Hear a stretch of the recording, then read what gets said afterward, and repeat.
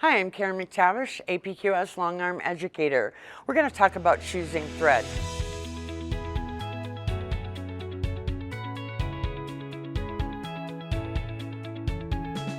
Well, is your quilt traditional? Is it modern? Is it contemporary? We have to determine what kind of quilt you're quilting to make a thread color choice. So I tend to match my thread color to the fabric that I'm working in. Or overall, if it's an off-white quilt, I'm probably going to choose off-white.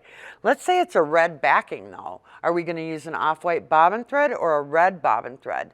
Either one will work. So if you are daring and a little bit more of an art quilter, you want to be bold and high contrast with your thread.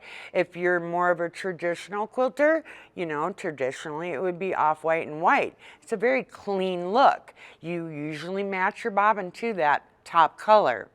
It's totally up to you. Sometimes you have to use the thread or bobbin color that you happen to have on hand. But for me, I like to match my bobbin thread to my top thread. And in modern quilting, you know, there's no rules, so you can use any color you'd like.